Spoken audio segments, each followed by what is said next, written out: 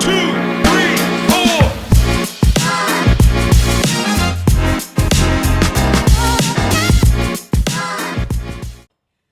We are coming to you live from The ranch. the ranch. I mean, that was, you guys are probably wondering what the hell that was, and that is called Wisconsin. All right, we got one from Wisconsin. Oh man, this episode is pretty special to us. We got to this place in Meridian, Texas, for something called the Code 3 Retreat, where first responders come together and we just kind of kumbaya the hell out of the whole week and have a great time shooting and riding CanAms and eating really good food by some ridiculously amazing chef. And we have, a counselor on deck, which is AKA our psychologist. We have people from North Carolina. You say it. Where are you from? North Carolina. North Carolina. You got a captain in the North Carolina Police Department. I don't even. Sheriff's Department. Okay. I was gonna let you tell your story. I think the sheriffs are like the state troopers in New York. Right. You can't call a state trooper a cop. They'll be like, it's trooper. I was like, whatever, bro. We got fire department in the house. We have dispatchers in the house. We have police department. We have retired police department. We have Floridians. We have, how do you say people from Wisconsin? You don't say it. Wisconians? She said. She said. She didn't even know. She just goes, yeah. We got people from all over. So again, this is just exciting. You guys know the drill. We just kind of bullshit, have fun, expose a little bit of things that we've been in, going through in life, especially focused on first responders, and that's kind of what this week was all about. So honestly, I'd like to kind of maybe get you to start chit chatting with us about why we're here and how we got such an incredible group of people. I mean, this is only a quarter, but we had how many people did we have this week? Yeah, so we have 11 humans and 1 canine this week. 11 humans and a 3-legged dog. And a 3-legged dog, yeah. He's not even just a dog. I mean, he's a police officer. Well, and he's a police officer, and now he's kind of turned into a therapy dog. He's a retired police officer now, therapy dog. And what's kind of like the purpose from your end? How does something like this come together? Like where did you start with these ideas that this would be something kind of cool? So it was brought to us from another first responder out of Florida, and he was also a veteran, and he just kind of approached Rick, and Rick brought me in at Boot Shoot, which was a great place for us to have that initial conversation. And he just said, I'm a veteran, and there's a lot of things that are out there for veterans, but what can we do for first responders? And so we started putting our heads together, had a planning session down here of all of us, and we wanted to do something different. And we didn't want to say, you have to come to a conference and you have to sit in this class and this class and this class. And so when we had this opportunity with Mountaintop Ranch and Benchmark Mortgage, we knew this was the way to do it, because it was important for us to step outside the box and do something different. And then what better to do that than bring in the outdoors and to heal people.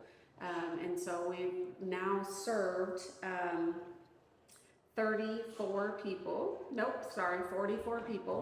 in 4 years, which has been great for us. And so we have served police officers, firemen, dispatchers, EMS, and then a lot of them have also had the retired military and veteran side of things too. So it's great for us to be able to serve both sides, but we wanted to just do something different and give back and give a safe place for people to get some mental health love. Well, you're saying a lot about mental health and first responder worlds, and I know your story. We've heard a little bit of your story, but what connects you so much to first responders? You're a first responder yourself. Like, how do you start your career? Like, where does it go? And how are you here? As much as you want to talk about. Yeah, I started my career in July of 2002. Went through the police academy at 23 years old, and a lot of us were about the same age, which was pretty cool. We had some 20 plus year vets that had retired from the military, and they came on the department with us. So we had a wide range of folks. We had 43 people in our class, and we were actually the 43rd recruit class. So we had a pretty good group of people. So from there, went straight to midnights. That was rough. I had a really tough training officer that I thank her still to this day. She put me through it, but I think I'm definitely a better person and was a better cop for her. She was a California highway trooper. So she had a different You know what I'm perspective saying? on things. She said trooper. And she was amazing. So from there, you know, I spent my time on the road for 2 years, and then I decided I wanted to work undercover. So that's where I was at. I don't think I knew that. Yep, I spent my last 5.5 years there. I did a total of 7.5. Okay, Batty. Yeah. Isn't that mommy? I loved it. Bought a lot of dope, and really just enjoyed, you know, the undercover side of things and taking a lot of those bad guys off the street. So, but unfortunately, I started having really bad back problems, and turns out that I had really bad lipomas in my back, and so I had a first surgery, which went okay, but they had to go in and clean a lot of that out. But unfortunately with lipomas, it's like the fatty tumors that you guys see on dogs and cats and stuff like that. They just kept growing, and it was really hard to wear underwear, pants, belts, let alone my duty belt, and have all that weight sitting on my back when I'm sitting or any of those types of things. So ended up having to have a second surgery almost 6 months to the day. And unfortunately, that second surgery screwed up my nerves. So now I have what's called complex regional pain syndrome. And you wouldn't notice by looking at me, but I have a lot of problems with my left leg and my low back. So a couple of you have noticed, I'm like, oh boy, my nerves really start to freak out. So complex regional pain syndrome is overactive nerves. And so at some point it will get bad enough to where I have to have a spinal stimulator. I haven't gotten there yet. I have a couple friends that are also retired police officers with me, and they're at different stages in the similar thing. And one does have a spinal stimulator, the other one doesn't yet, but that will come. They actually thought I had MS at first, but then a neuromuscular doctor at University Hospital said, no, this is what you have. And it's really hard to diagnose because complex regional pain syndrome can happen from stress, surgeries. You can break a bone, and it usually affects an appendage close to where that injury was. And so for me, it was my left leg, and so it feels like I have electricity flowing through my leg at all times. It's weak a lot. I have to be very careful going up and down stairs because I'll bail out, kind of tuck and roll. I may or may have not done that a few times. Yeah. Today. So, you know, the transition of That my was you last story was that I had medically retired. I couldn't do the job anymore. My pain was too severe. I couldn't put a gun in my waistband. I couldn't do any of that. So I had to make that decision to medically retire. And so when I did, I was 2.5 months pregnant with my son. So it was a blessing because I wasn't sure, honestly, if I'd ever be able to get pregnant. And so it was great. Everything was good. I felt better when I was pregnant, and they said that would happen. And then unfortunately, after my son was born, they said the pain will come back and it will be worse. So that pain did come back, and then my thyroid stopped working, and then I got postpartum, and it was so severe that I did cross over into the postpartum psychosis and was suicidal. It's hard. It's hard. You know, we've spoken about some of these emotions and thoughts and feelings this week, and I'd like to think that I'm okay, knowledgeable, but lucky for us, we have Doc, which is honestly a great transition. We've all kind of learned so much from you this week, and you've taught us some coping mechanisms and things that a lot of the people listening to the podcast have said. Wow, that was incredibly helpful. You know, we did a lot of correct me, ASAP. This morning, and I was. No, I paid attention. Yeah, he paid attention. He was sleeping. He was halfway asleep. Attention to this. Yeah, exactly. That's what it wasn't this. He's thinking he's the Wolf of Wall Street right here. Yeah, I mean, I thought it was the Wolf of Wall Street. But honestly, I'd like to, you know, maybe transition to talk a little bit about where she was going through and how you can explain that from a, you know, I guess, medical perspective, you know, and how, you know, she's been able to overcome so many things in this program and what you do for us and everything else that you're doing within the police departments. Well, I guess I'll start with the ASAP. I think, so the ASAP stands for Acute Stress Adaptive Protocol. It's an EMDR informed protocol. And it was developed by this gentleman who's now in Vermont, was originally in Brooklyn. Brooklyn. And he was a state trooper. There's a lot of troopers. He's a trooper. I guess like the Marine, you know, we don't want them called soldiers. He's a trooper. We get it. All right.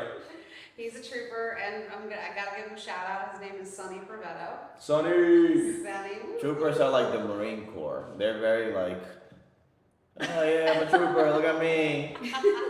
It's all about me. I can't wait for the comments on this part. If you're a trooper, please. I'm used to it, so bring it on.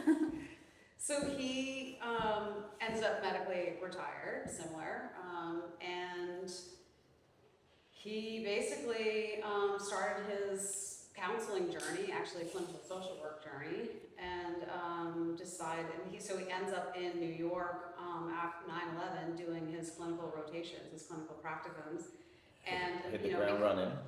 Yeah. We What'd you hit say? the ground running. Absolutely, yep.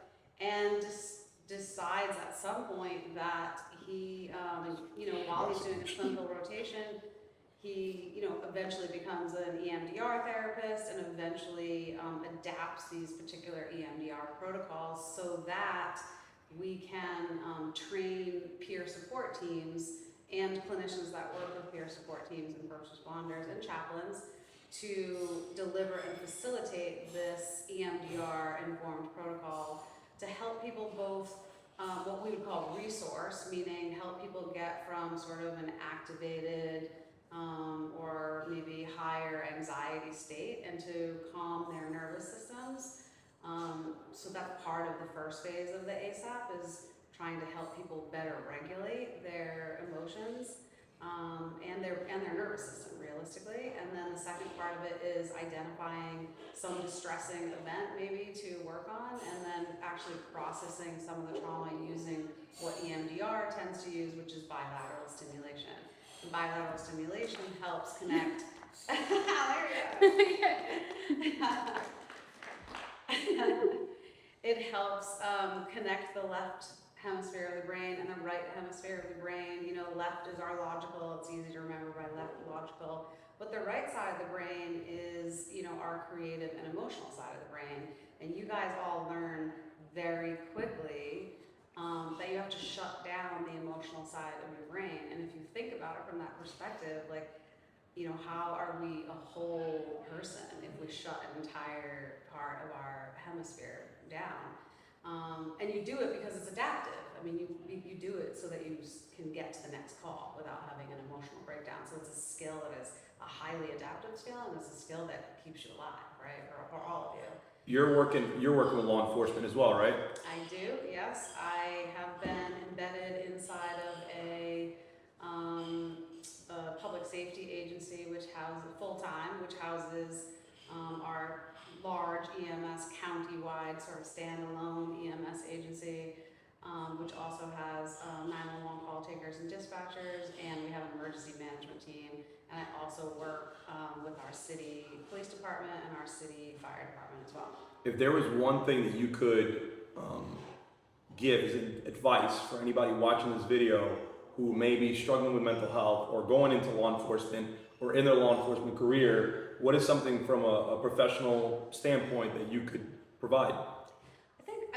One of the things that I try to do all the time that I've been trying to do for the past, 5 to 7 years is try to change the narrative of this conversation. I think you guys are doing this already, but trying to have that conversation to say, like, it may manifest itself into what looks like a mental health issue, but the truth is that it's a neurobiophysiological issue that's happening inside the body. And so I feel like if we can change that conversation and that people don't feel like this is like I'm asking for help because I have a mental health issue, and if people recognize that your average citizen does not experience the type of spikes and crashes and spikes and crashes and spikes and crashes in your nervous system for 10 hours, 12 hours, 24 hours, for days, weeks, months, your average citizen has no idea what that is. And so the human body isn't built to sustain that kind of hormonal assault, roller coaster assault. And so the body needs some time to recover. And so ultimately, my advice is for people is to not shy away from asking for help, because this is a normal process for the first responder system. That's the assault on the nervous system. And to just figure out, learning how to calm the nervous system is key. I was going to stop asking you questions, but you said something so fascinating. And I was going to let Blandino take it over and ask his friends. I highly doubt that you're going to stop. I was going to stop. I was going to move on to the next person. But you said something very interesting, and I think Angel and I have talked about this before. Would you say, or would you recommend, if it was up to you and you were the top dog and you were making schedule changes and stuff for the departments, would you say that maybe a schedule like working 2 days on and having 3 days off in the back end would be beneficial, or a different type of schedule? Or what would be the ideal schedule for at least police? I know firefighters have something different, but what would you say ideal scheduling would be for a law enforcement agency? And they're the true heroes. I'm not asking for, listen, I'm not asking as a professional, I'm asking as a person who has knowledge. I've always said this, I go, how incredible, so for example, my agency, we work 5 days on, 2 days off, 5 days on, 3 days off. I think that sometimes working 5 days on, when I've expressed our adjacent agency works 2 days on, 3 days off, 3 days on, 4 days off. I was like, can you imagine working 2 days and then having 3 days to recoup from all the stuff, maybe the trauma, the like you said, the neuroplasticity happening in your brain, right? The recovering cells. I don't know about that's your profession, but I know enough that I've read and listened to podcasts where they say, hey, the brain is kind of rebuilding itself. But if you're not giving it time, if I'm working 5 days and only have 2 days off, and a lot of people are like, well, I kind of got to work one of those 1 days off because I got to fill up the void here. Now you're working 6 days and having 1 day off. Like that's something to me that we could at least have a conversation around, that we could potentially change a little bit of what we could help, law enforcement agencies around the world, not even just my state, your state, their state, like overall, just giving that first responder a little bit more time to prepare themselves to go back into that war within themselves. Yeah, I mean, ideally, the more rest that our first responders can get, the better. I don't have the latest research on what it says on police schedules. I hear more heavily about it in the firefighter world right now because they're switching to these 24 on, 72 off. It's a huge push there. The more rest, the better. Oh, that's happening. It is that's happening. Yes, It's it is. happening. It's happening. I would say perfect schedule would be working 1 day and then have 6 off. Yeah. That's me, wishful Right. thinking, I mean, I'll give you my all for that 1 day, I'll tell you that. Yeah. 100%. I was at a deli when I found out. I go, who the That's fuck all the designed this time. anyway? And Yeah. some random guy in the back goes, it started by 4. And I was like, excuse me? I was in uniform. I was just talking to the deli guy. I go, what'd you say? He goes, you said, who the fuck designed the 5 days on, 2 days off? He goes, Ford Motor Company. And I go, really? And he goes, Ford Motor Company designed this schedule and people just followed suit. I go, I don't know how accurate this guy was, but he sounded like he knew what he was talking the about. industrialization of our country. Right. Yeah, for sure. But I think the most important thing is rest, and more specifically, REM sleep. And so That guy doesn't almost sleep. non-existent. This guy doesn't sleep. I don't think that's existent for any. It's like or 40, firefighter. 45 minutes. Any first Max. responder. REM sleep. I mean, Thanks to this ring. Lets me know. in some ways, I would love to see the professions come to this place where it doesn't feel like it's a badge of honor to say that you don't have sleep, and instead, not that you're doing that, but I see it, and instead that we just prioritize it and we recognize that there's no such thing as making up for the sleep that you lose. And your brain is, it's washing the system, it's cleansing, it's processing memories, it's doing all sorts of things. Like our body never stops. Our brain is working to help So I can go That's my home. problem. I can go home and tell my significant other I need to sleep for 16 hours because I slept for 4 hours this day, 6 hours this day, and 40 hours this day, and I'll be fine, right? 7 to 9 would be ideal. Okay. 7 She's to a 9 is professional. ideal. I'm saying to catch up. But there's, so that's a part of my point though, is You that never there's catch no up. such thing as catching No, up. yeah, never So if catch you up. lose 24 hours of sleep and You're done. you've got 24 hours the next day and you're like, oh, I'm gonna sleep for 18 of them, it doesn't fix what didn't get repaired and recovered the night before. There's just no such thing. You can't catch up The on damage sleep. is already done. The damage is done. You can heal from it, but it takes a little Yeah, bit. yeah. And even when you sleep like that, sometimes when you sleep too much, it does more harm to your body. Like I've done that where I've come home from working 4 shifts straight and I sleep 18 hours and I wake up with a migraine. You know? Sometimes you perform better on 6 18 hours. hours? 18 hours. That's no In about children, 3 days. baby. I don't know, children. You might need a About tranquilizer. 3 days maybe? For 18 hours? Yeah, Probably I get about a it. whole week for me. Yeah, it's not much. That's crazy. Well, Doc, thank you. I appreciate all the knowledge. I mean, you want I watched this guy sleep this week because we've been in the same room, and I envy the first time I've ever envied anybody. This guy is out cold, and I'm just like, You can thank the Marine Corps for that. They teach you how to sleep wherever the fuck you fall asleep. I'm You just put your like head this down. freaking guy. He says I fall asleep fast, but I wake up just as fast. I was in the. He's out cold. I took a shower. I get in bed. We're talking. He's on his phone, and 5 minutes later, we were having a great conversation. 5 minutes later, he goes, "I think I'm gonna go to sleep." And he turned over, and he was, and like legit, I could have. If I would have counted, it was like a minute and 30 seconds. He was out. So I'm like, I don't know what you're talking about. And he was telling me his wife tells him he sleeps and he snores, and he's like, I don't know what you're talking about. And then I heard you were upset because you wanted to talk about life with him like you do every single day. I had more about life. So he is right. I do fall asleep, quote unquote, fast, You say I'm right. but there is a but in there. You're not even listening. You're not even a good listener. No, but keep talking. Let's go. But it's like I tell him and my wife, I may sound like I'm asleep, I guess, outwards, but my mind is going. So I don't feel like I'm sleeping because my mind is racing the whole entire time. So they hear me snoring, I'm sure she's got an answer to that. and I bet she does. I bet she does. Can't wait to hear it. Too many chocolates. You gotta pick a friend here to talk about a little bit with, because I've been doing a lot of the chit chat. No, let you do you, boo boo. Man, this thing works super fluid. I'm gonna start with my good friend Uncle Steve. There we go. Uncle Steve and I, we just met. You wouldn't think we just met. Yeah. We built some pretty good relationships. We get in the van.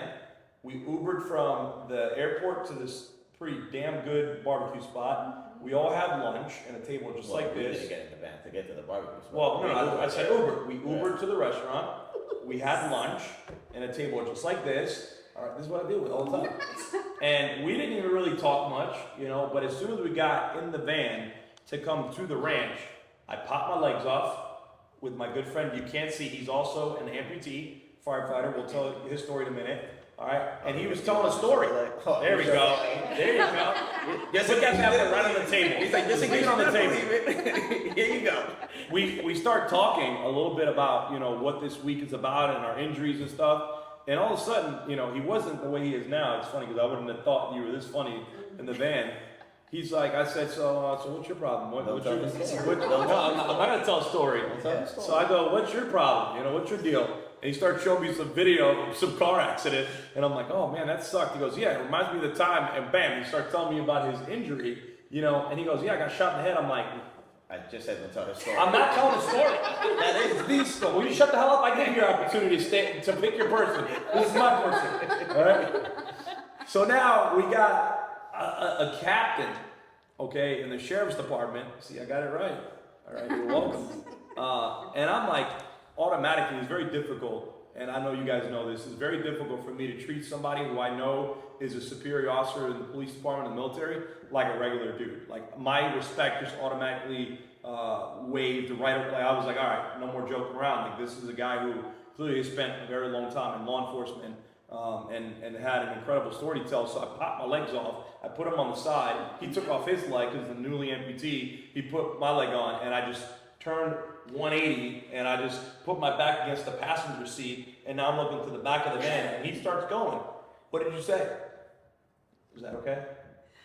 I mean, you already Shut said up. it. Anyways, I mean, first of all, I was a little freaked out about the whole turning around looking at me. Yes. But, I know we didn't really know each other. No, I mean, we both were looking at you because I turned around. You was looking back. But you had your legs. I did have my Yeah, legs. I mean, I didn't know if it popped. Mine's don't detach yet. First date or not with everybody. Did you think that was it? Is that when you knew we were gonna be good friends? Oh yeah.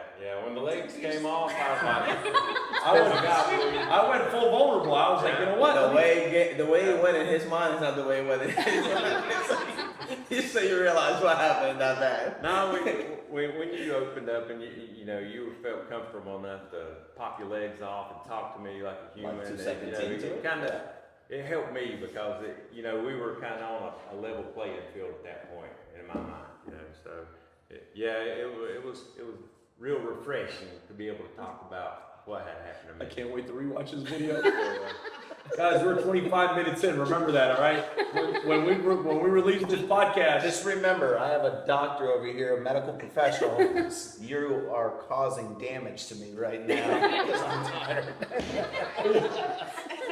listen, it's 9:45. We got to be out at 8 o'clock. That's over 24. Oh no, 12. Math that ain't all math. 12. We need That's 7 to 9. That's 7 Marine to Corps 9. math. 10 hours. Marine Corps math. Listen, 12 hours. You got more than 12 hours to catch up, all right? And you remember, catch up's not the play. So fun fact before you start. I'm sorry. They do not teach math in Uruguay. Facts. So, Air Force knows math. Air Force knows everything but war. Oh man. How many rounds you got left in the magazine? I think that's it. that That's all I need. And even then, it's like you just go brrr, click. Oh shit! I think I need more ammo. That's the thing. But anyway, sorry for being rudely interrupted by the fire department. What comes So around goes listen. Excuse me. What'd you say? I said, what comes around goes around. I'll be fucking texting you at 12 o'clock and make sure you're all right tonight. Actually, hold on a second. Last night. No, he hasn't started yet. Last night, I hear fucking. This guy was snoring for 2 hours already. It was like 12:45. What time was it? It was like almost 1. 4:30, I had to get up to piss. It was like 12:30. I hear it. Boom. And I was like, I picked up my phone. I was like, you all right, bro? Question mark. He goes, I'm fucking cartwheeling to the bathroom. So now I'm fucking halfway asleep, sitting in my bed. This guy's snoring. This guy's fucking fall. I don't know what he did. It was a loud thump, and I'm like, did he fucking fall? Like, what happened? And I could just picture him in his underwear with his white sock on, doing a cartwheel to the bathroom and taking a piss. Oh, I was fucking dying laughing. But good time. See, we had a great week. Anyways, all right, serious mode. So listen, what I want you to do is I just want you to tell us a little bit about your career in law enforcement. You don't have to go too crazy into details, but just enough where people know who you are, where you're from, and what you've been doing, and why this week was kind of important for you, like what got you here. Yeah, well, I started my career in 2004 with the Wilkes County Sheriff's Office as a patrol guy and worked my way in through the ranks and became a sergeant after about 8 years in. And in 2015, on June 22nd of 2015 to be exact, I was a day shift supervisor, got a fireworks call. And normal call out in the country, I live in the foothills of the mountain. Everybody's got fireworks or dynamite. Or dynamite. Everyone's got fireworks, or dynamite, TNT, shit we shot today. Yeah, the good stuff. But normal call. I just checked on duty. Go to the call. Fireworks call it is. Get out there. No breakfast, no coffee. No breakfast. Come on, you gotta say the story. How you? Yeah, I just had left the home. The call's 4 miles from my house. My wife was on a cruise with her family. Her mom and dad, they were getting a little older, and she wanted to do a cruise. I said, go. Nothing will happen. It's a normal day. So we had 2 small kids, a 6 and 7 year old. My mom came over. She said, I'll watch them. I was like, good deal. She come over, didn't want to wake them, so out the door, it was quiet, left. We get this first call, get down, and we see a house burning. I was like, what kind of fireworks call is this? And I noticed when I had turned onto the road, our sitting sheriff was right behind me. And I thought a little odd that the sheriff's out that time of morning. We get out to the call, several officers there already, and we found out that it was an individual who had a AK-47. We didn't know at the time, but a semi-automatic rifle shooting up the neighborhood, you know, and Fireworks. yeah, fireworks, exactly. So, long story short, some kids that were in the house that burned down had run across the road to their grandma's house, and the grandma was on the phone with one of our guys. We had the SWAT team there. There was probably 40 officers or so, and she was saying, "I can see the gunman. He's coming across the road towards our house." And me and the sheriff were there, and I was like, well, "We got to do something." He said, "Let's go get him." Didn't you know? He didn't say, "Hey, you, and you go get him." He said, "Let's go get him." Yeah. You know, and that meant a lot to me. I thought, I'll go with you. You know, so I jumped in the vehicle with him, and another officer who's on the SWAT team, and Brother Mason jumped in with us, and we take off down the road to this house. We're going to get the kids out, put them in the vehicle with us, put Grandma in the vehicle, come back out. You know, easy. So we made the last turn right before the house. We missed the driveway. When we stopped, first gunshot rang out, blows through the front windshield in front of the sheriff, and man, I'll never forget. It's like a drum. It's like today when we were shooting the tannerite. You know, that's why I didn't want to shoot it. It brought back a lot of memories. You know, the feeling of that round going through the vehicle. My first round hit, and I was like, sheriff says, "I believe he's shooting at us." I was like, "No shit." I said, "What? Maybe the hole in the window?" Yeah. Well, then another round came through, and another round, and about the maybe third or fourth round, I felt my fingers on my left hand went completely numb. And I was like, odd. I looked down, got a damn hole in me. I see blood running, and I pulled my sleeve up, and I was like, "That's odd." I said, "Well, Sheriff," I said, "I believe I'm hit." And then he said, "Well," he says, "Are you all right?" I said, "Yeah, I think I'm okay. You know, right now, I'm not sure. Been in the fire service, medical responder as well." I looked down, I said, "You never know," but it kind of felt all right. And, you know, and then about the time I said that, another round comes through, hits me in the arm. I was like, "Well, I'm hit again." He said, "Well," You were like a magnet for the yeah. bullets. I was like, "Man, it's where I'm at. It's not cool." He said, "Get down." And I was like, "I'm in a damn car. 6'3". How far can I go down?" You know, I was like, so I kind of leaned over, and when I did, it felt like my arm was being torn off. You know, a lot of pain at that point. And a few more shots, and he's telling us, he said, "Guys, get down." You know, hey, we're just taking on fire, and then the next thing I know, round comes through, feels like a sledgehammer hits me in the head, and I'm out, gone. There's lights out.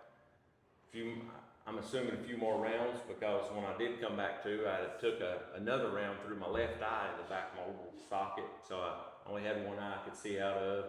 Blood pouring out on my right side of my head, and you know, as a medical responder, I was like, "That's not good." So I'm trying to control bleeding with my hand and feeling and looking to see if I even have a skull left. And, you know, I was like, and he's still shooting at this point. I'm still hearing, you know, I hear shooting. I'm like, "Oh, man, this is not good," you know. And all I could think about was my family, you know. That was really tough. I was like, man, my wife gone, kids, I didn't tell them bye, and this is what I chose for a living, and this is how it's going to end. And that bothered me, you know. And I remember telling the good Lord, I was like, "Just let me see my kids one more time." So that's all. Just tell them bye. I wasn't scared to die. I mean, me and the good Lord got a good relationship. I feel like He's been real good to me. We took off. He's still shooting. I said, "Well, if this is it, man, I'm going out." So I opened the door, tried to get out. They grabbed me, held me in. We get down to the end. The shooting stopped as soon as I said, "Good Lord," I said, "Just let me see my kids one more time." And man, it felt like I got warm all of a sudden, like something was holding me. I mean, it was the weirdest thing, man. I mean, Giving me it goosebumps. was really weird. And I've not told many people about this. It was rough, you know. So we get to the end of the road and get to a cornfield, and I thought, man, this is it, because I'm bleeding out pretty bad. And things, you know, the light, you know, you see the lights, it gets bright. And that's real stuff, you know. I'm bleeding out pretty good, and I knew it. If I didn't control bleeding, I wasn't gonna be there very long.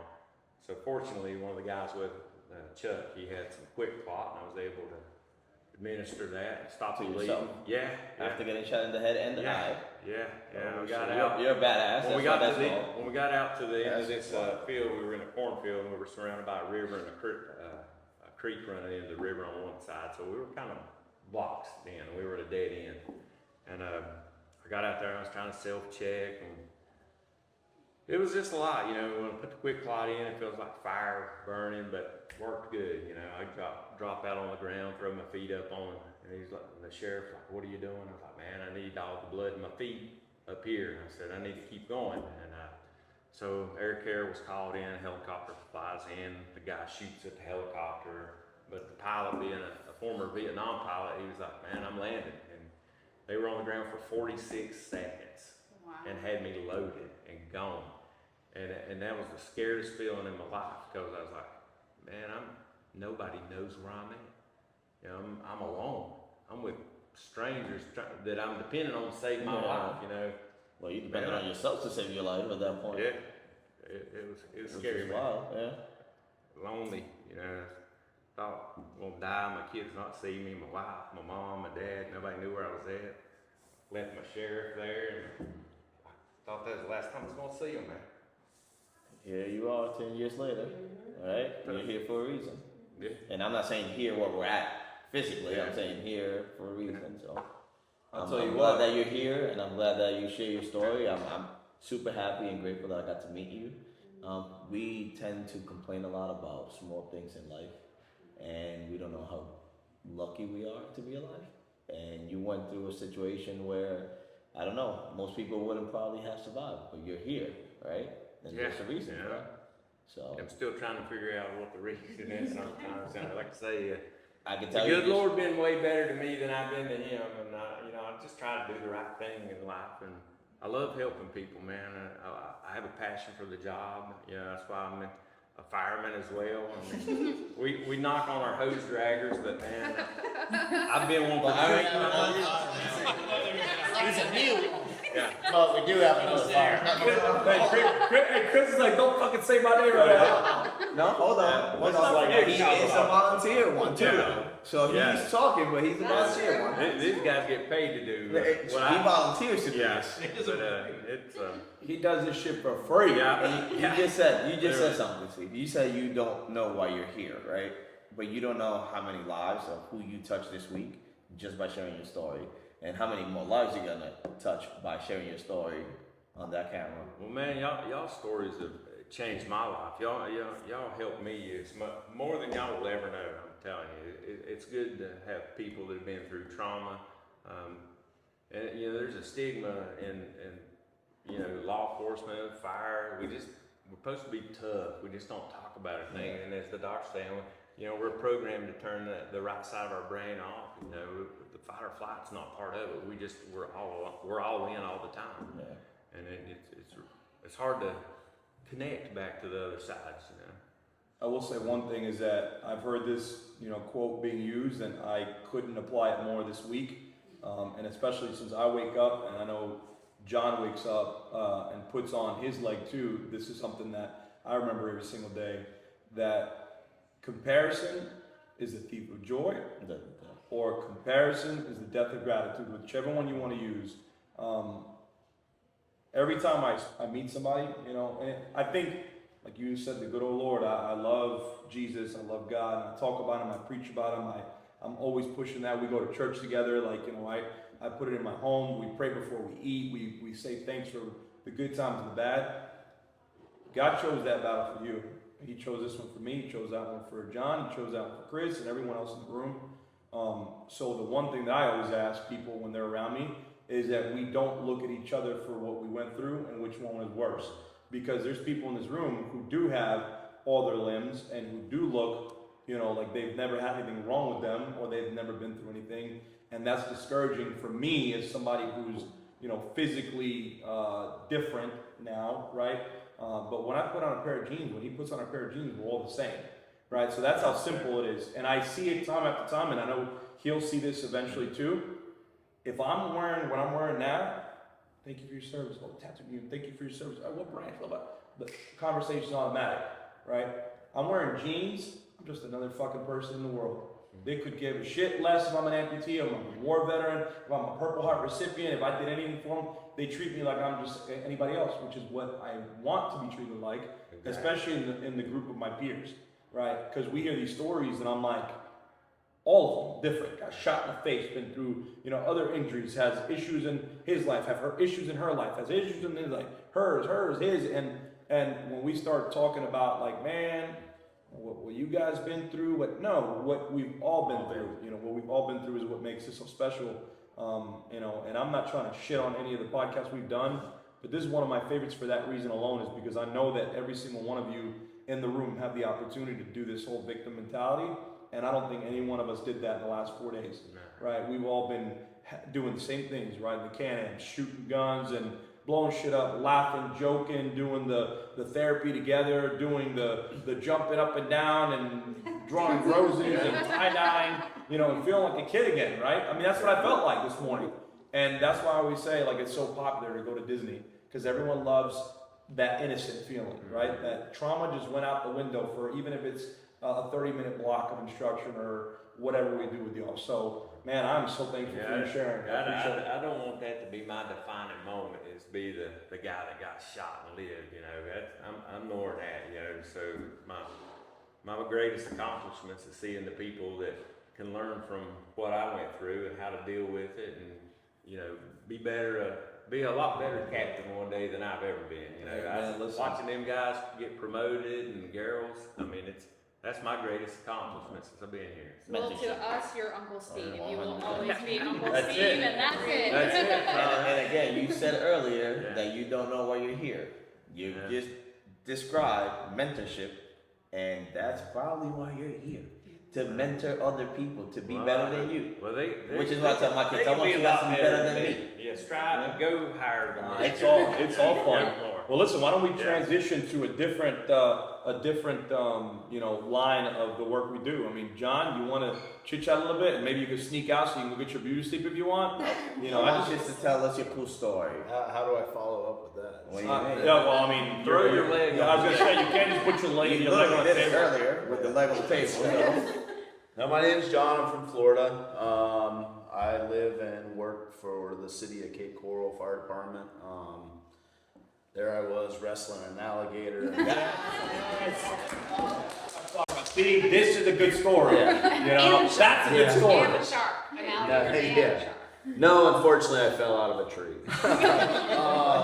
Of all people in the line of work we do and stuff, we're pretty savvy with ladders and stuff, and the one time I took it for granted, it bit me in the ass pretty good.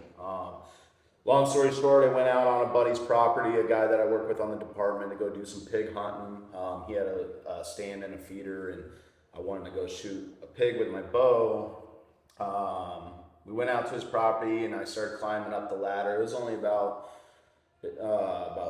10, maybe 12 feet off the ground.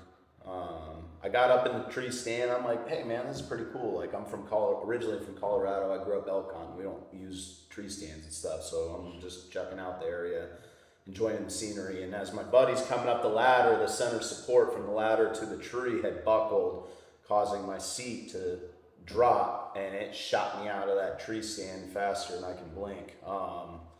I was able to kind of jump and control my landing, and I landed on both feet, snapping my right tibia fibia just about a couple inches above my ankle, and just completely destroyed my ankle.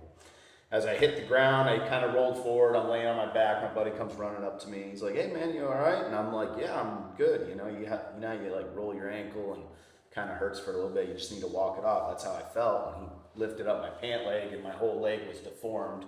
It was a closed fracture and stuff. And he's like, "Oh man, this don't look good." And so he threw me in the truck, drove me to the ER.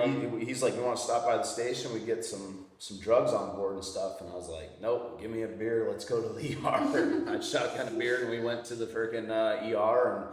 And once I saw the X-ray, I was like, "Oh shit, this isn't good." So Fast forward, I got about 2 weeks later, I got hardware put into my leg through surgery. I had 3 plates, 18 screws, and a rod put in my fibula. And about 3 weeks later, one of my incisions became real necrotic and turned black, and it pretty much turned looked like beef jerky, and it opened up, and I could see my hardware at home when I was changing my bandages. And I texted a picture to my orthopedic surgeon. I was like, "Hey, call me. We got a problem." And I went into surgery that night. They pulled all the hardware out of my leg, went back into an external fixator, and I got passed off to a limb salvage surgeon, and basically 11 surgeries over 8 months trying to fix my leg. I had skin flaps to muscle flaps to skin grafts, trying to patch that hole up so I can get back to the orthopedic to get hardware put back in, but we could never get the hole closed up. Everything just kept dying, and it was going nowhere. I started going mentally downhill because I was, I just wanted to get back to the job and work the job, in the fire service. And when month 9 and month 10 was coming around, I was just like, I got to move forward. How the hell is this going to work? I had actually came across some amputees across the country, a few of them that are in the fire service, career guys.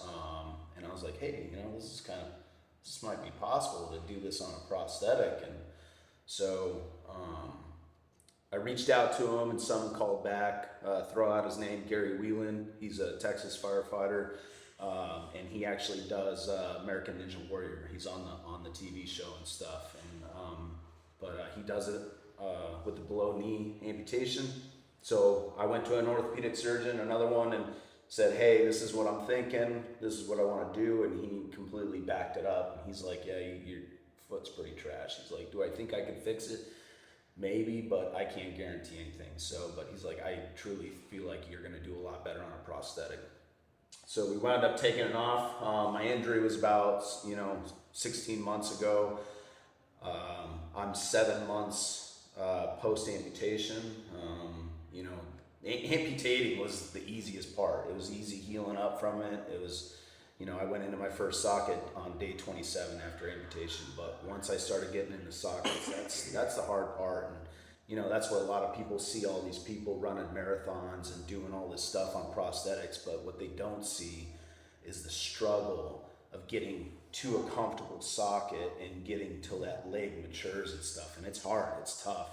And it destroys you mentally, because it's frustrating. You just want to return to your normal life and get it back. So I reached out to Matias. Thankfully, I got my story came across the news because all the ladder trucks were there, and when I was at the hospital and stuff, the whole fire department. I'm thankful for my wife, but I'm really thankful for my fire department family. Like the amount of support I've gotten through them. They've donated like 5-6 months of scheduled leave for me to keep a paycheck coming in for my family. It's like, what other job are you gonna have that people donate that much time?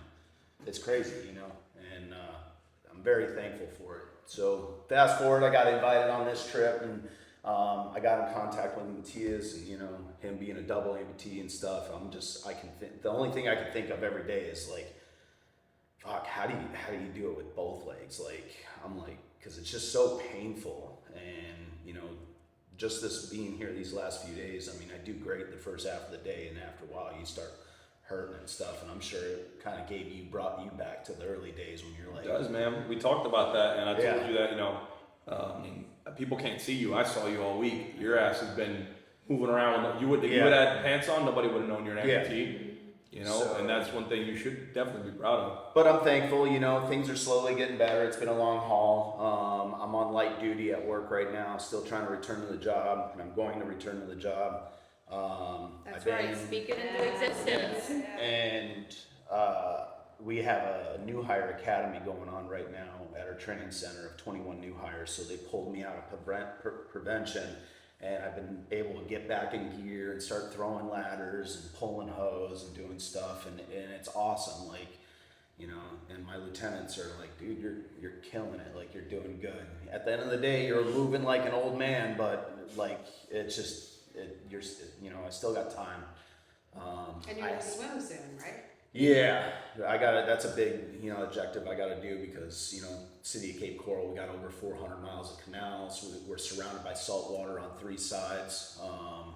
And, we run a lot of cars in the water and stuff. And so I gotta be able to get in, and everybody in the department's trained in rescue, swimmer. And then we have the dive team, and maybe one day I'll get a little trolling motor for my prosthetic. There you go. Now you're talking. You got to get creative, baby. Yeah. So, I still got some hoops I got to jump through, but it's coming along. It really is. So I just got to keep my chin up and just keep pushing. Love it, That's man. kind of.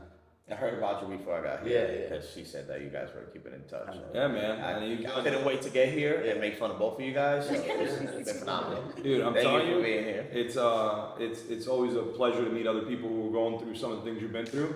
And I told you, you're gonna do great. I know right now it's tough. I see it in your face. I see, at the end of the day. But you know what? That pain's you're gonna remember. Because I do. Like you said, you bring it out of me, reminding me what that felt like.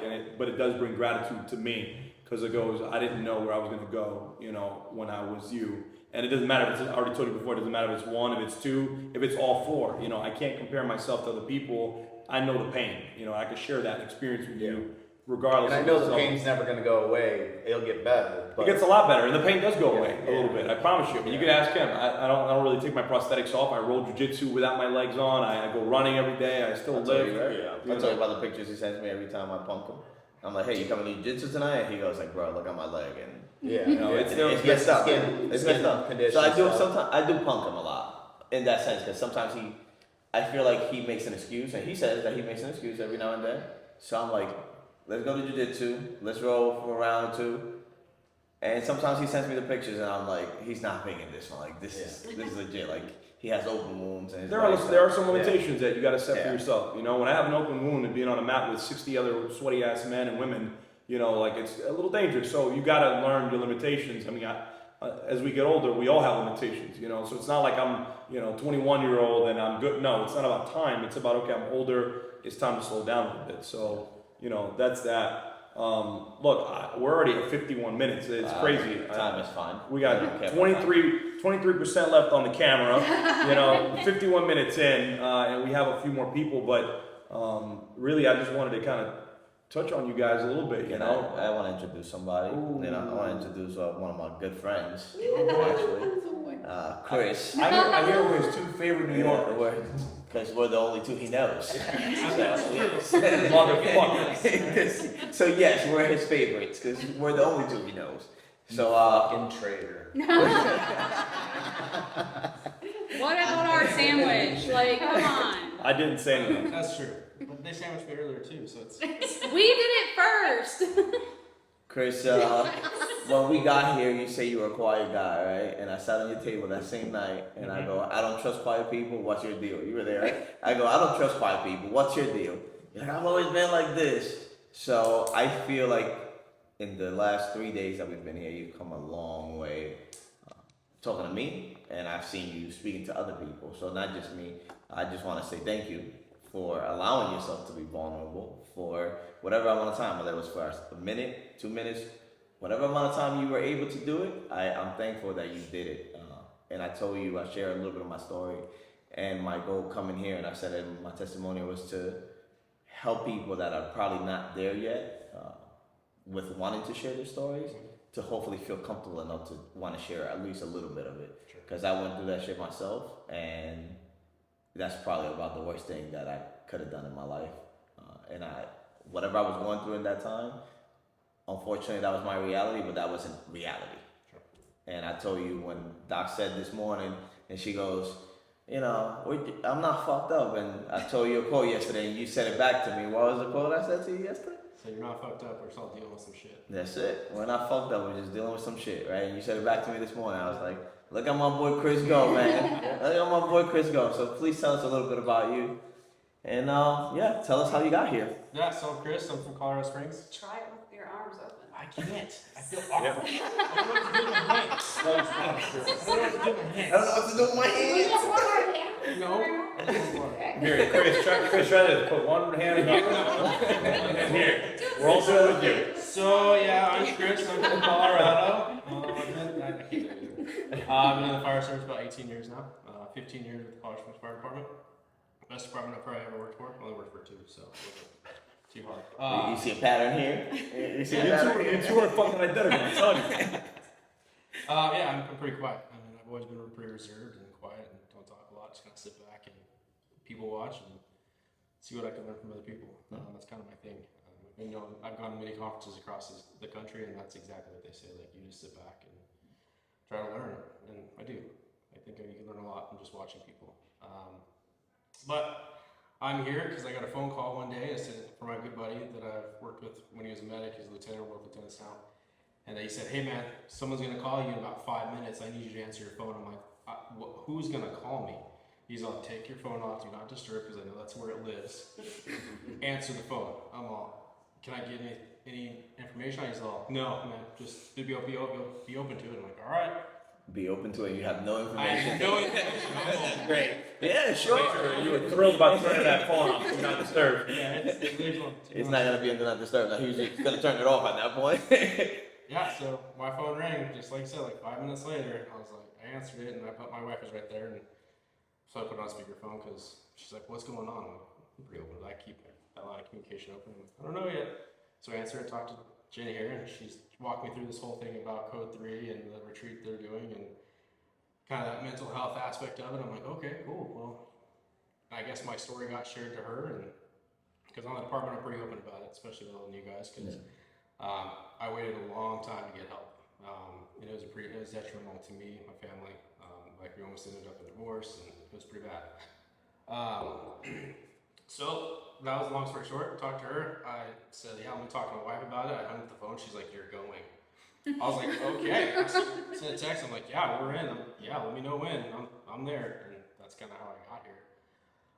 Kind of the backstory of everything is, so I spent all my career in like really busy houses, like 18, 24 calls a day, getting up like 10, 11 times after midnight, just kind of that constant go.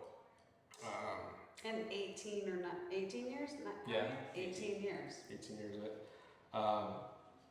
Yeah, kind of that grind. I love it. Love just being tired and exhausted. Kind of makes me feel some sense of purpose.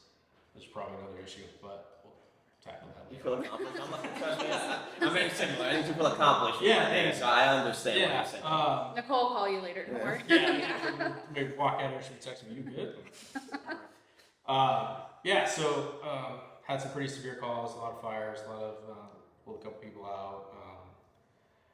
Kind of the worst 2 calls that really set me down a path of no return in a bad way was, we had first like 10 years at my station. I was there for 10 years. Like 8 years in, in the middle of the night, a family dropped their dead baby off. Kind of panicked. They got home, found the baby not breathing, brought him to the station, sent him to the hospital. Kind of a normal call, right? It happens. But it doesn't really happen at the station. So middle of the night, we're in our shorts or t-shirts, socks. Half our crew's still sleeping, and we're kind of working this baby in our apparatus bay on this table that I'll never forget, and it's still in that station. Bad call, baby doesn't make it. It is what it is, we move on. I think it was like 3 years to the day I just promoted a driver, and I had been back at that station for all of like 2 shifts, and it happened again. This time, first thing in the morning, I'm getting ready to leave. I'm in my civilian clothes, I'm walking out, and I see my buddy grabbing another baby right into the same table. I'm all, "Oh, here we go again." Damn. So, yeah. So it happened to me again. I don't think it's ever happened in our department's history where it's happened to the same person twice at the same station. So the worst part of this one is we were on the call, baby passed away, they took him to the hospital, and I got in my truck and drove home. It's kind of the first time like where no one called and checked on me. It was like, oh man, I'm just kind of doing this on my own, and kind of managed it the best I could. Told my wife, I'm like, "Hey, back home, I'm gonna take a nap." Kind of slept it off. Woke up and like, that kind of sucked. Trying to push it down deep. I'm really good at pushing things down deep, kind of locking it in. So that was kind of those 2 calls that kind of really hit me hard. So go back to that same station. I worked with a medic for 6 or 7 years. I switched shifts after working with him for a while. Seemed like a good dude. He held all my kids as their babies because I had all my kids there at that station.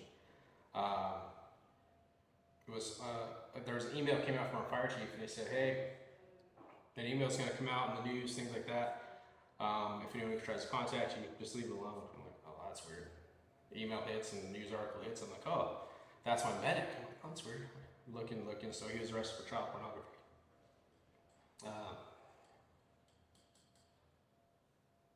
That hit me hard. Not because I liked the guy or anything. It was more because he owned my kids, and I felt like I failed my kids. Excuse me.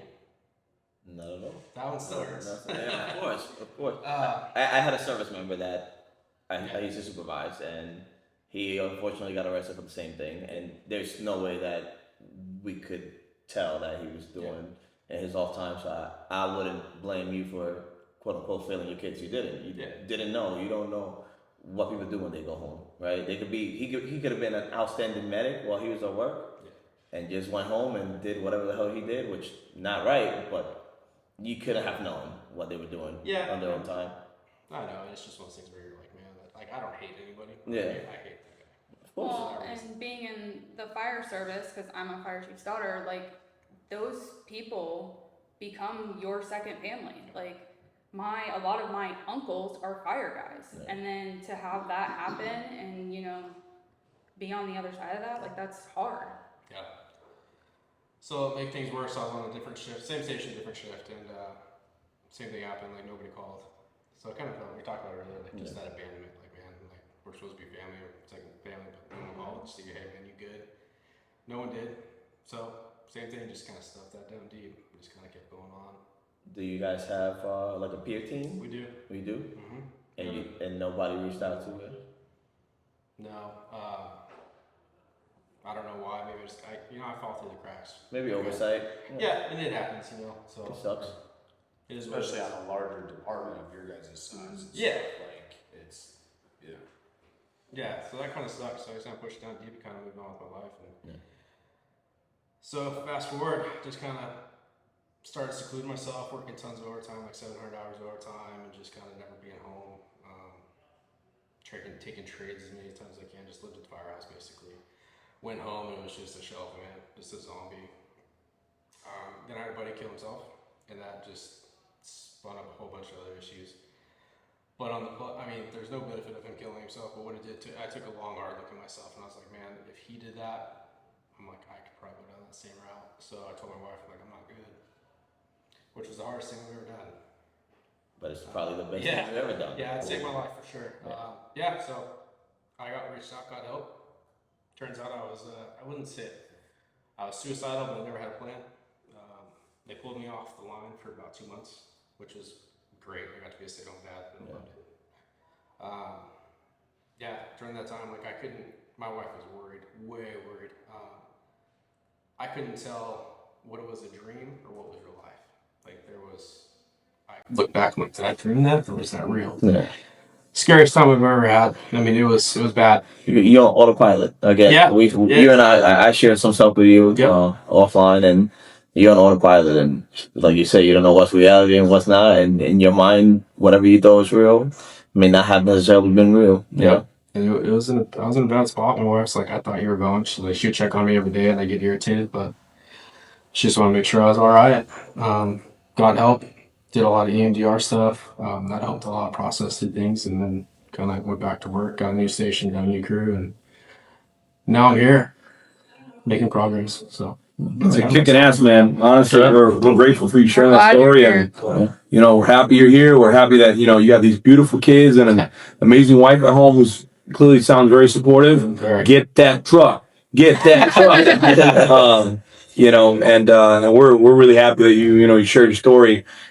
You two are a package deal. You guys have been hanging out all week and become like besties. She said she's got no out. And honestly, this is the first time we've done this big group. So obviously the sound will be off a little bit, whatever. I don't really care. This was like something I didn't even need to record. At this point, I love that I'm taking this with me. There's 9% battery left on the stupid camera. And if it dies, I'm going to just shut it off. If it dies, it dies. I don't really care. Just continue with the microphone. So that's it. But I just want to hear a little bit about what you guys are up to, and how you guys got here. Good. All right. Well. Oh, you let her go first. Wow. Here we go. That's the trend this whole week. Hello, Wisconsin! So I am the night shift supervisor for a public safety agency. Not really sure. I'm not gonna say That's fine. who I work for, but I say it. I Shorts for the New York Yankees. so I oversee about 10 to 12 employees at night. I dispatch for just fire and EMS. So we are what you would call a secondary PSAP. 911 gets called, law enforcement gets it, and then it gets transferred to me if you need fire EMS, unless you are in a specific city, cough, and then they go to their, they do their own fire and police. I've been there for 13 years. I've been a supervisor for 4. I absolutely love my job. There are rough times. I got into it because of my dad. My dad was a fire chief.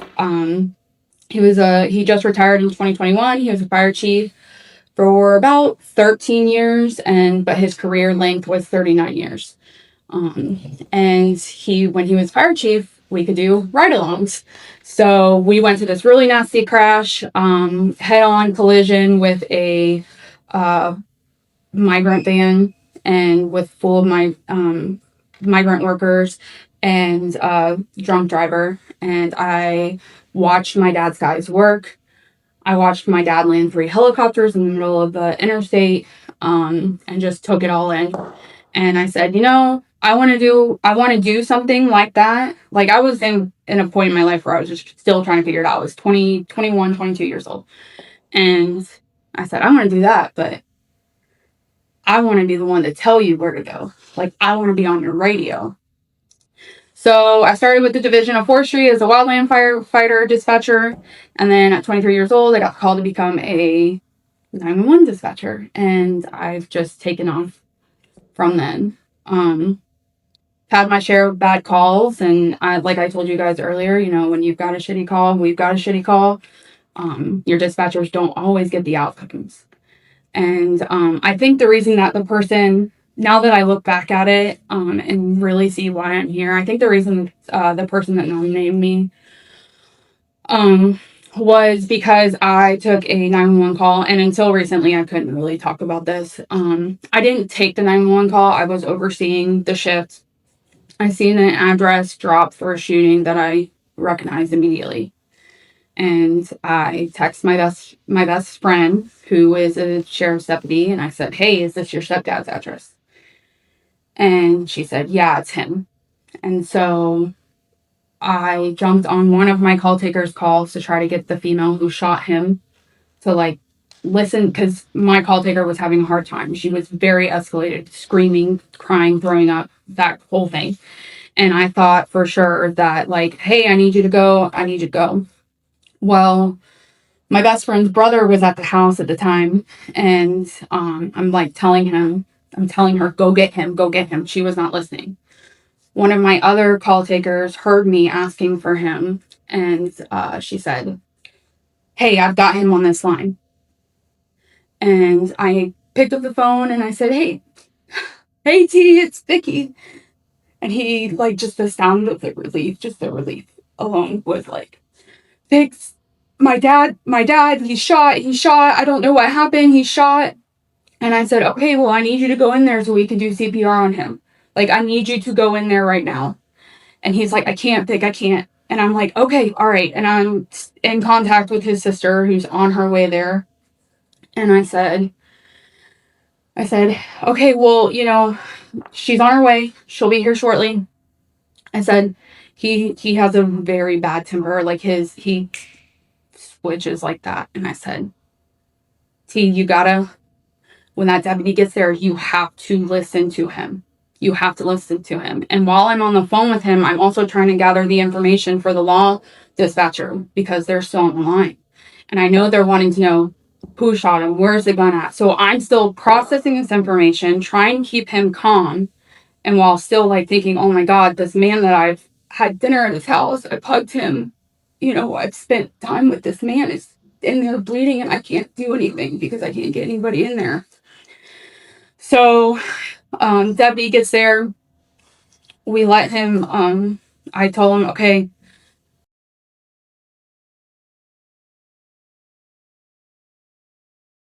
So he gets to, deputy gets there. I said, okay, she's on her way. I'm gonna hang up with you. At that point, I text his sister and I'm like, deputies are on scene with him. She said, okay, can you call sis, which is her twin sister, which is my other best friend. And I was like, yeah, give me a second. So I just remember, like, I don't call my best friend at 10 o'clock at night for anything. She's a mom, I don't do anything. And I just remember her answering and her being like, hello? And I said, hey, and she's like, what's wrong? Like, she knew immediately. I said, I need you to tell you something. I said, she's like, what is it? Like, I'm like, Tyler is okay. He's fine. I said, but your stepdad was shot. And I heard her just fall to the ground, and she was with some friends, and she's like telling her friends, go get my husband, go get my husband. And she's like, what happened? How bad is it? Vicky, tell me how bad. And I'm just like, because at that point I can't really say much else because of HIPAA law. And I'm just like, it's bad, and you need to call your mom. You need to get your mom here because she lives up north. I said, you need to get her here. I said, you need to call her. I said, sis is on her way there. I said, let sis get there and then she'll call you. She wanted me to tell you. And after that, like even now, like I'm shaking, and my adrenaline was just like, I was so shaky. I had to go into my boss's office, and I did not follow any policy and procedure on that call. And so I called my boss and I was like, hey, my boss is cool as shit. So she was like, okay, that's fine. I told her, I was like, this is what happened. I didn't follow policy procedure. I did not. I said, I hijacked 2 call takers' calls just so that I could make sure that scene didn't escalate, because I knew that if he knew that the girlfriend had shot his dad, he was going to kill her, because he would have went like that. So fast forward, the next night, my supervisor's like, okay, if you need to go home, go home. Like, nope, if I go home, I'm gonna stay here, I'm gonna stay busy. Well, then I knew I wasn't gonna sleep the next day, so I called out. And I wanted to go see my friends, I wanted to go be with them, so I called out. And Nicole called me, and she's just like, hey, we saw you called out, we're just checking on you, making sure you're okay. And just having the support from work meant so much to me. And I immediately called my dad, who's a retired chief, and I told him everything.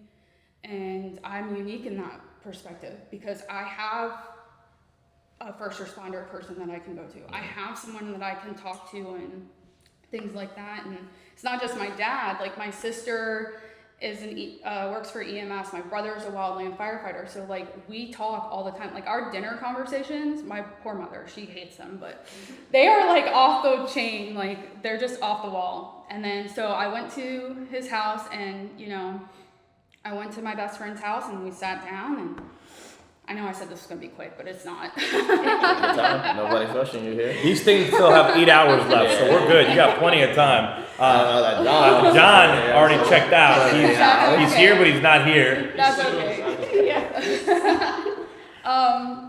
So I went to my best friend's house and I sat down and I hugged him and I said, hey T, and he was like, hey.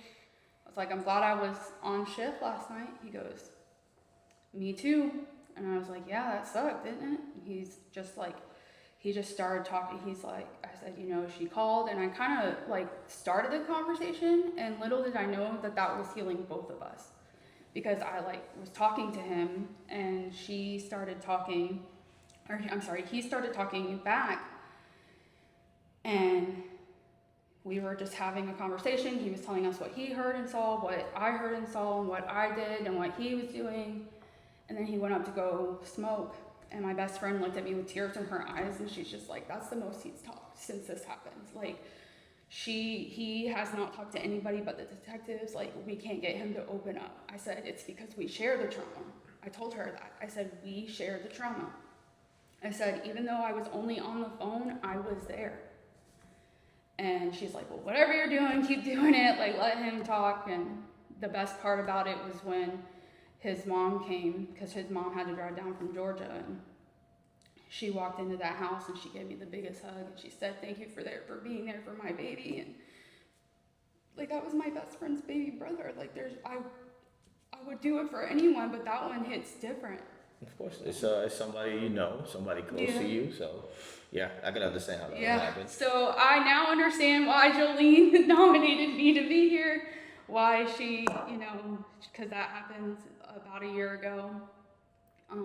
But I'm so grateful to be here, and I'm grateful that you are here because there's something you said this week that I never thought about as a police officer, and I'm guessing most of us in law enforcement or whatever you guys do, you firefighters, whatever you people do. You said check on your dispatchers, and it's something that is easy to overlook because we're dealing with the scene, and you're worried about taking care of that scene and making sure everything on that scene is intact, and you can control that scene. But you guys are not there physically, but you get the call, and then once you drop it off to us, you continue to get other calls that could be even worse than the first call that you ended up to us. So checking up on the dispatchers is not something that I don't think is normal in any department. It's not the norm. And when you said that, and I'm sorry, when you said that, it kind of, I was like, oh damn, because I shared a story that happened to me just November, and that would have been like perfect case scenario for me to use that, and whether the next day or the day after that, hey, like, how are you doing? Like, I handled the situation just fine. No issues up here other than the ones I already had. But that would have been a good time for me to do that. And what's really sad is that a lot of dispatchers, a lot of emergency dispatchers are not considered first responders. We're trying very hard to get that law, like some states, it's state by state, and we're trying very hard to get that law turned to where we are considered first responders because we do render aid. We, even if it's just sending you guys, but I can tell you how to stop bleeding. I can help you give childbirth. I do CPR. I can help you, administer Narcan. I can do all these things over the phone while you guys are on the way. And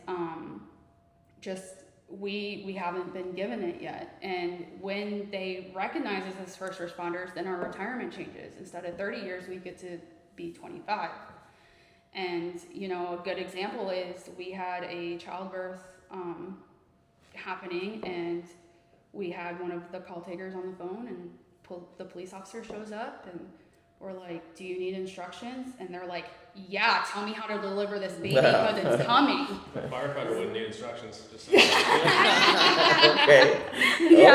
Listen, this may backfire on me, but it's no different than raise your hand if you've ever used ChatGPT. I'm using ChatGPT three times a day, 4 or 5 times a day. So it's just as simple as that, as you being able to deliver those. The math may be off, remember that. It may or may not be off. I think 3 to 4 to 5 is pretty reasonable.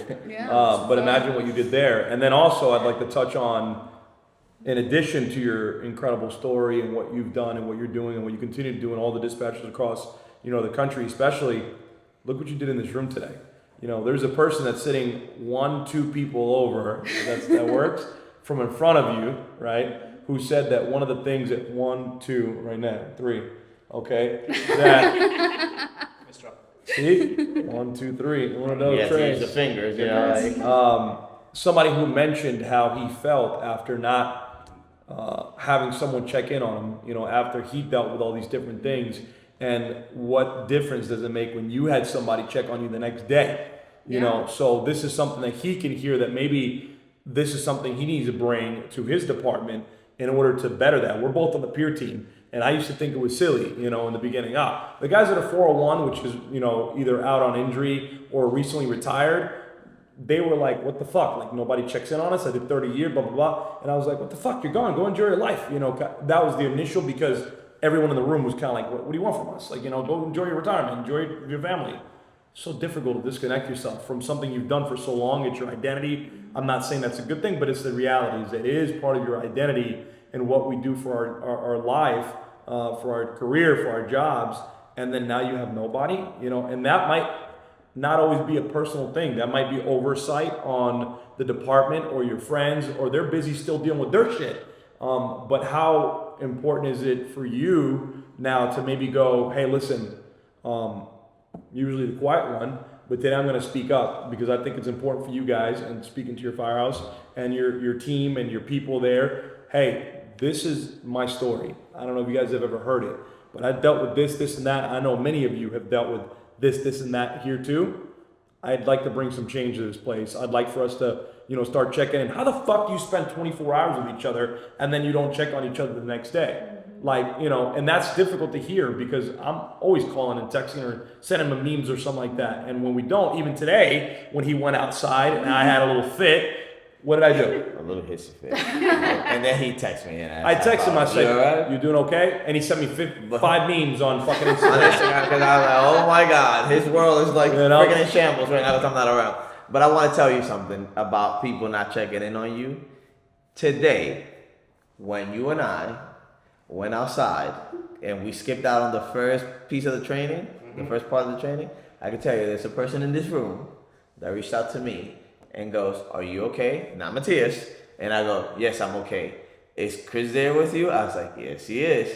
So they checked up on you too. They may not have texted you. They may not have texted you. They sent me a text. There's a person in this room. Go! He just had an answer. Yeah. So I was like, yes, There's a he's difference. here. He was on Do Not Disturb, all No, right? no. I said yes, he's here. He was doing his testimonial at the time when she was texting me. So I go, he's here with me. He's doing his testimonial right now. So she's good at that. She just met me 2 days ago, and she was already texting me if I was okay. I mean, I'm not trying to gas her up, but it is her fucking job. You know, this is what she does for a living. So I'm hoping she sends a text like, hey, I noticed you weren't here. You're usually supposed to be here. Like, you okay? You know, we're not supposed to be anywhere. We were told that there was nothing mandatory. Anyways, so that's what I'm trying to tell you, is that, you know, there is such a nice little yin and yang to the madness, right? There is some kind of different perspective on a dispatcher, which feels the same way you felt. She feels like, what the fuck? We're not considered first responders, but I do all this work. But not being a first responder, but still having people check in on you, like, it's the culture. You know, that's what it is, the culture, and we got to do a better job. And this is why Angel and I started the podcast. You know, because we wanted to change that culture. We wanted to change, no different than how we behaved with you guys. The first night, I'm an overthinker, and you guys know that a little bit maybe by getting to know me, but I said, I think I talked too much last night. I mean, that doesn't change. I've always talk a lot. That is not uncommon. That's not uncommon. Talk a lot. This is me, and you guys know that by now. But I felt guilty. I was like, wow, like, we're all in this together. This is our program. Like, we're supposed to all get the same. But did I talk too much? Did I do too much? Like, no, I think we really said. No, No, I say yes. you I set said the I tone. said yes. I say yes. We, because I said we spoke too much, and I go, but that's not a bad thing. It's day one. Nobody's comfortable yet, and we set the tone as to what the week was gonna look like by speaking and making everybody feel comfortable hearing our stories. Your story, but our story, and it made people feel comfortable enough to start sharing little by little. And there were people in that room. They won, and you said it. They go, you guys are way further than most on day one. Yes. Because people were sharing day one, which was amazing. And again, it was in part because we got comfortable in the van, and by the time we got here, we already had some rapport, and the others got here and just jumped in. I'm pretty sure someone, not pointing fingers, was comfortable walking into the restaurant. Oh yeah, he was. Hey guys, I'm here. Yeah. And I'm sitting by Chris like, Hey, Chris, there's hey, no Chris. camera up anymore. You don't got to point. Shit. Oh, sorry. And just so you know, he was mad that nobody rolled out the red carpet when we got here. I don't know what that is, but that energy, all right, that energy's passed on. I know it because I've had friends like me when I wasn't me, right, and they bring that energy. And I want to be able to be that energy for the people that may not have it for whatever reason. And there's days where I'm not feeling it either. He knows that. Other days where I'm like, dude, I don't even like this guy. Like the guy that's not talking, the guy that's not being active. And I'm trying to learn how not to be so up here, maybe just right here, not maybe here, but just right a little bit There's under. no camera, they can't see that. No, they can't, but you can. This is important for you guys, not for Look anybody at else. Chris go. You see, I'm telling you, we got him fucking pumped up now, And he's only drinking water. That's what you think. It's actually vodka. But so thank you for sharing, and Yes. thank you for having some kind of story to relate, to Chris. And of course, we save the best for last. Wisconsin. And now there's no camera, so there's no pressure. It's just a voice, and it ain't. Everybody this one saw right you here. for an hour and a half on the camera, though. I'm like, yo, who's the chick with the black lady? not the blonde, the other blonde. I don't have a hood. The I thing. don't. Jack. It's a Jacket, whatever. Listen, we save ladies for everything. Very observant. So All what right, do you let's think? go, Like girl. what got you here? Like what did you get something from this week? Like what was like the intention of coming here?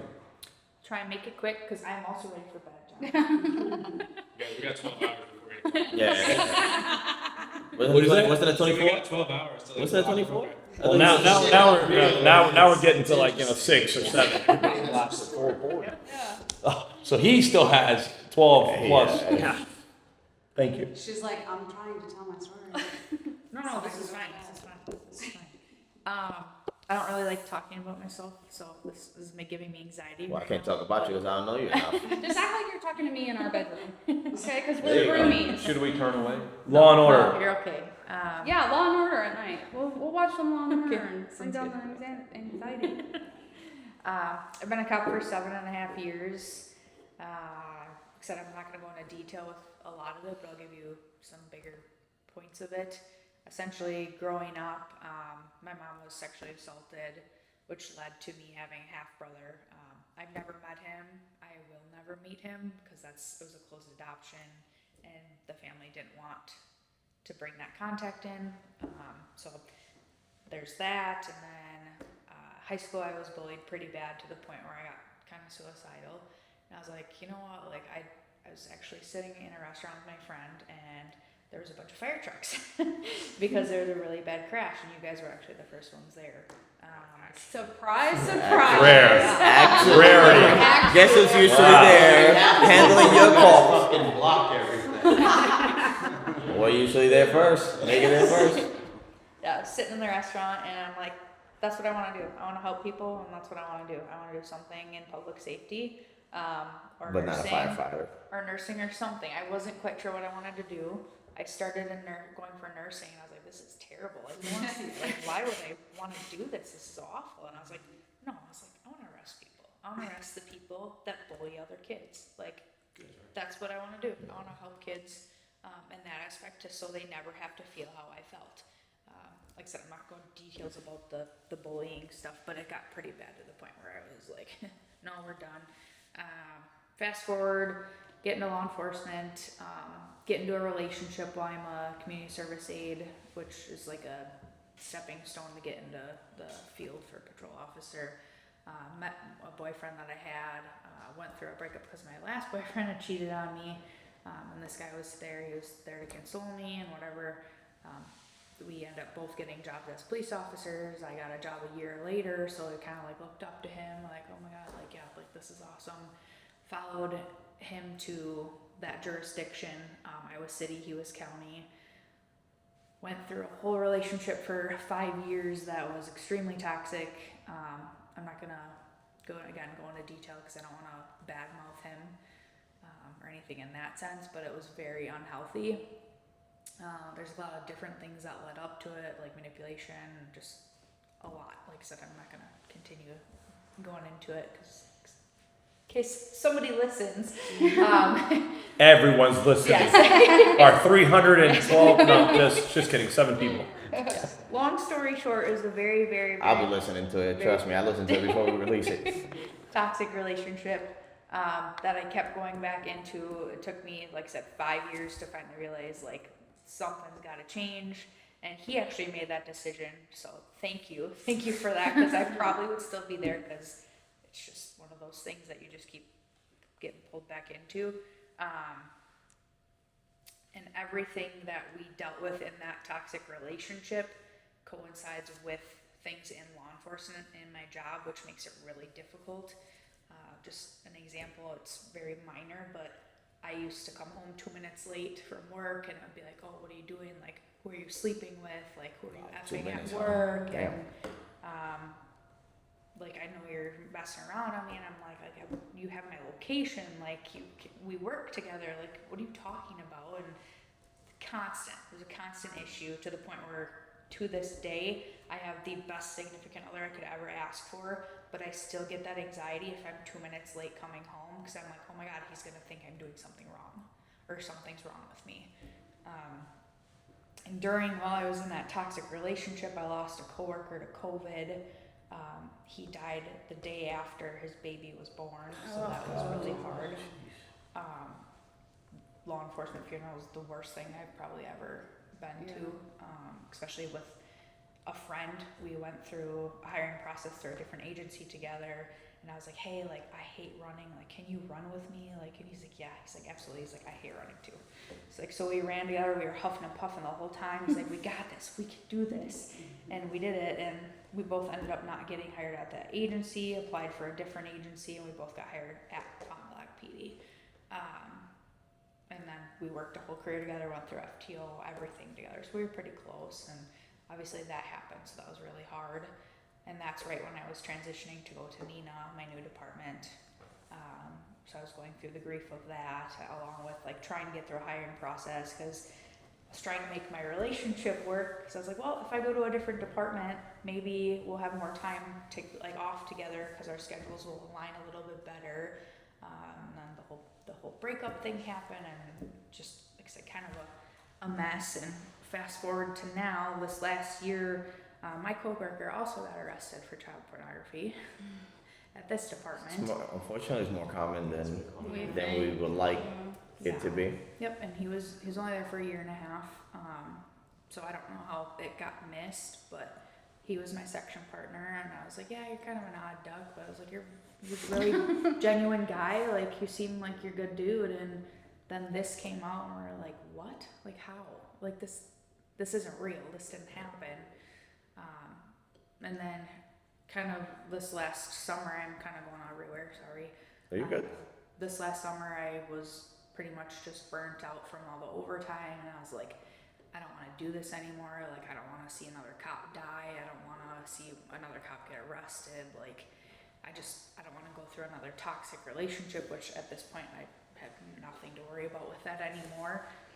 But I was like, I just don't want to do that. I don't want to lose my current relationship because of this career. Like, so I was ready to hang up my badge and gun. I called my chief, and I was like, I can't come into work. And I called in sick 3 days in a row.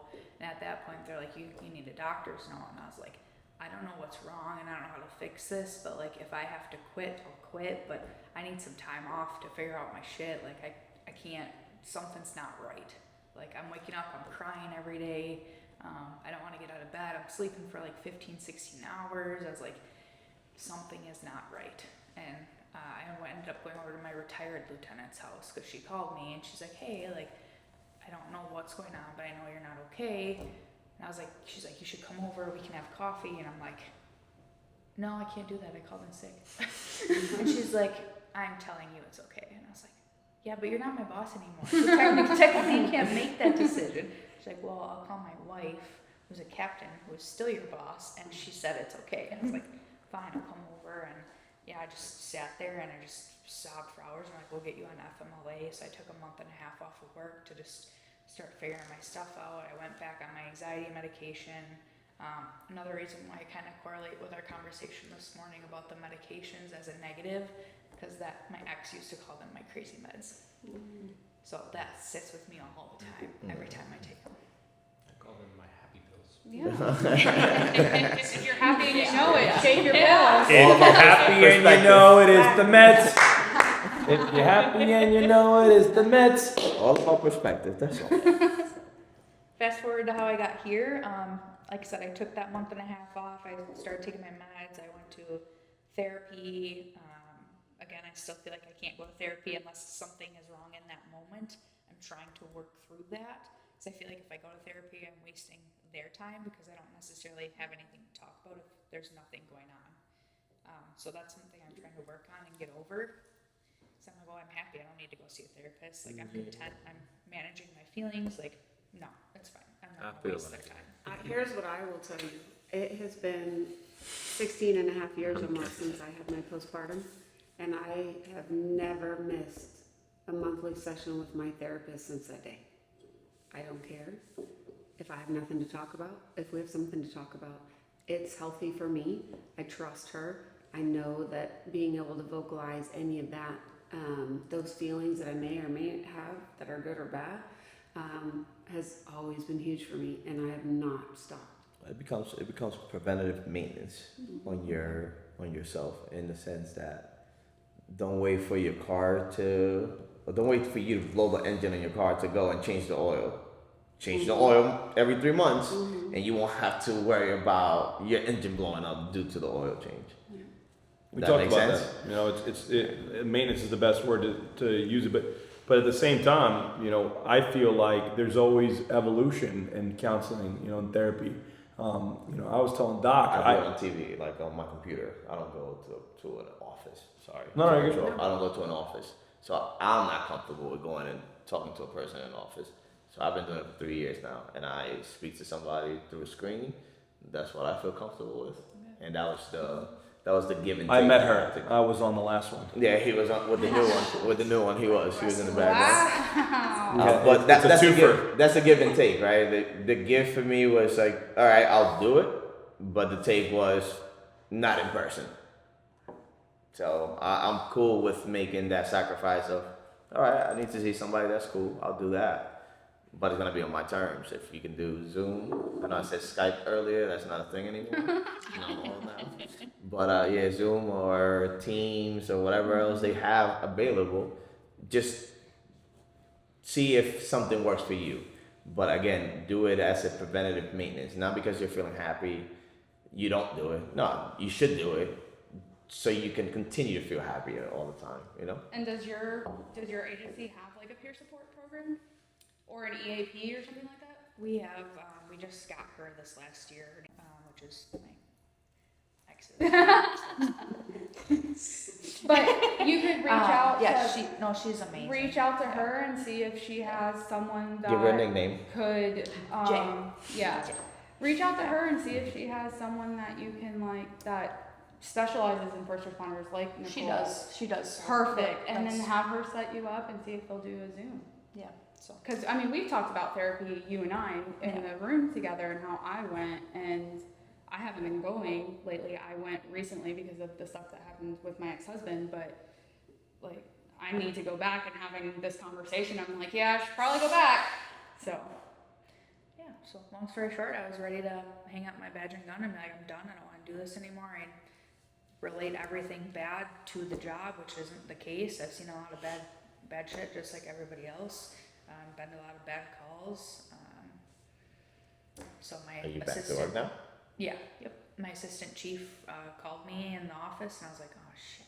It's like, what did I do? And I was like, I didn't do anything. I didn't do anything wrong. Like, why am I coming to the office? He's like, it's not bad. He's like, just come to my office. And I was like, you never call me to your office. I was like, this is something's not right.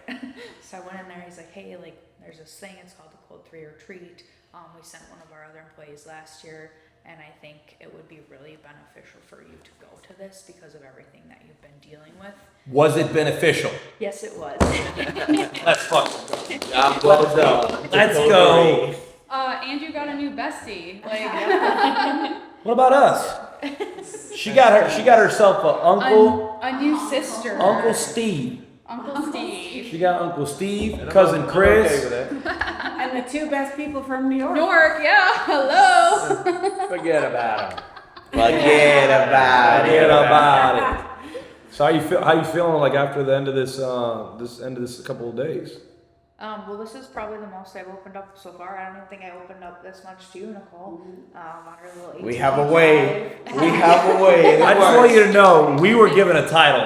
I'm not trying to brag, but we were given a title. I know what was it it? is. What was it? She gave us the title. Is it It the was wave? no, No, it was no. tactical. Tactical mental health coaches or tactical wellness coaches. Which Yeah. one do you want? Which one should we use? Because we're gonna put it on Instagram. Wellness. No, Well, mental I health. actually like tactical coaches. Oh, there you go. Tactical. Tactical coaches. Coaches. So we No, use wait, it. that's use tactical Mental health. technical. There could be like SWAT tactical. There could be like Coaches though? They're not yeah, coaches. Yeah, coaching, peer mentor. No, I'm saying they don't call SWAT tactical coaches. No, but tactical is kind of like what tactical. What? All I'm saying is we started Tactical off as peer 3 coaches. idiots. Matthias, Chris, and I started as 3 idiots. Now we are coaches, so we've graduated. We're not idiots anymore, and I'll take the No, you're title. still idiots. Tactical mindset coaches. Yeah. Ah, Yeah. dang it. Yeah. You guys are getting bad. Let's get fancy. I don't. Hey, we're not fancy. We're not. We can't be that fancy. I like the first one. Tactical mental health coaches. That's the one I like. I'll take it. That work? I'll take it. TMC. Wellness. TMC. All right. Tactical wellness. All right, we're going all like we're great at doing this. But remember what I said. We said this. Well, you. Changing the dialogue about it not being mental health, right? Because it's a bio-neurophysiological thing. Wellness, tactical wellness coaches. That's what we are. So just to let you know, we are tactical wellness coaches, which is why you felt so comfortable opening up to us. All right. Even though there's a room full of people, right? We just have those faces. I want to say a huge part of it was too because you guys said don't compare your story because it's just a perspective. That sat really well with me. I even texted my boyfriend a couple days ago and I was like, these guys and girls have been through way worse stuff than I have, and like the stuff I'm dealing with is nothing compared to them. Like, should I even be here? Yes, you should. He's like, you're dealing with your own things. They're just a different problem, a different perspective, different way to deal with it. So when you guys reassured me with that The helped coaches got it through. Yep. I felt the same thing though, like when I was listening to some of these other stories. You said it out loud, actually. Yeah, I'm like, This is a first responder retreat, but I'll just give you like a two. He knows my little cousin Maddie, and I talk about her all the time. She's beautiful. She's getting ready to get married in Colombia. That's weird. Actually. Next month. She's beautiful. But go ahead. She's a beautiful, She's beautiful girl. Like, which comes with a lot of its own problems. Is what I'm trying to say. So for me, when I started dealing with my anxiety, my mom told me to reach out to Maddie. I go, why the fuck would I reach out to Maddie? That makes no sense to me. She's not military. She's not a coach. She's not a mental health coach or not the wellness coach. She's none of that. But she reached out to me and she was on medication and she said that she dealt with this and that, and I had a million questions because it was new to me. And I go, what is anxiety? What it? She goes, I got my anxiety because one day, like there was dogs barking outside. They came up to the fence, two big German shepherds, and she's telling her story. And later on, I told her how I felt. But in the moment, I go, that's it. That's what you're fucking anxious about. This is what this feels. This fight or flight response I'm learning about from the psychologist, and that's what you're worried about. And I was like, I'm worried about suicide. I'm worried about like all these big topics. And then I told my psychologist that, and he goes, the topic doesn't matter. Okay, the conditioning does. Everything that we deal with, whether it was getting shot in the face, dealing with postpartum, dealing with stuff with the home front, dealing with her own shit, dealing with prosthetic leg falling out of a tree, dealing with ex-boyfriends, dealing with calls, dealing with being himself. It's tough, man. It's tough being awesome. It is tough. So all I got to say is this, is that when you start comparing yourself to other people, you think that your problems are not big enough and you're invalidating how you feel. And that's sincere because what you're feeling is your worst day, right? It's not my worst day. What you're dealing with might be like, I'd be like, hey, shake it off. What the fuck? Who am I to tell you what to do? It's almost it's a similarity. comparison is the thief of joy. Think about if I was like, tell you, calm down. How does that ever work out? No. It doesn't. And if you see it over and over on Instagram, I'm dealing with anxiety, but it's okay. I'm fine. My husband just told me to calm down, so everything's good. It's like, that's how silly it is. That's like me telling you, hey, what you're going through, like, look, there's always somebody who has it worse. And that's the problem with this first responder community that we live in, right? Instead of us acknowledging and empathizing, which is what we should be doing, right? We are just kind of shitting on everybody who doesn't continue to do that. Push it down. How far did that get you? I see the tears in your eyes as you tell stories, and till today, I get fucking teary-eyed listening to your stories. You know how hard it is to hold back tears, like, because, you're hearing a story, because then I'm just like, and I'm pretty vulnerable. I'm pretty, like, open with you guys, and I still try to hide for some reason. Like, it's almost like I have something to prove to myself, so all I'm saying is, you're doing an awesome job. I'm so happy we met you.